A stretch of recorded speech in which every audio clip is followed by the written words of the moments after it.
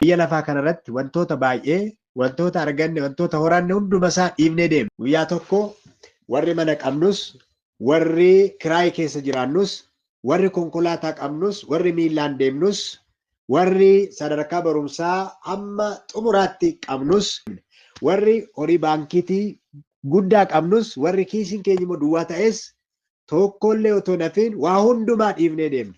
Maaliif Iyyoob akkuma dubbate ani qullaa koon garaa haadha koo keessaa ba'ee akkuma kana qullaa koos immoo gara Waaqayyootti nan deebi'a jedhe.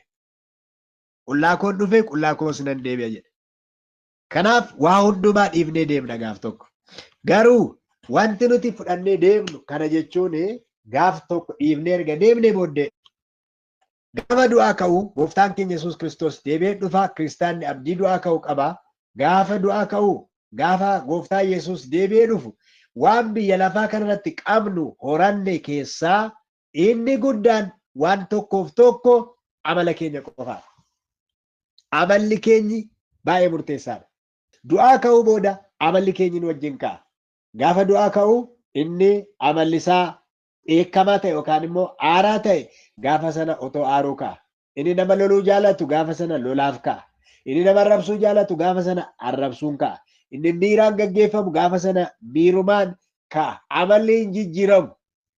Amalli keenya nu wajjiniin samii deema. Yoo amala samii deemu ta'e, amala samii deemu keessa yoo jiraanne nu wajjiniin samii deema amalli keenya. Kanaaf sagaleen Waaqayyoo asirratti kan dubbatu amala kiristaanummaa keessaa warri ijoo ta'anii darbanii jireenya bara baraa keessatti illee jiraatan maalidha isaanii?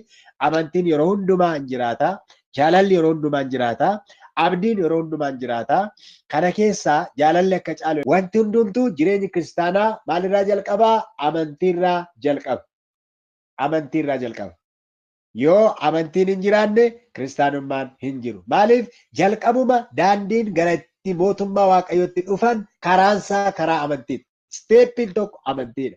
Waaqayyo akkasitti tokkicha ilma isaa kennuufit biyya lafaa jaalate isatti kan amanu hundinuu jireenya bara baraa qabaatuuf malee haa baduuf miti jedhee amantiirraa ka'a.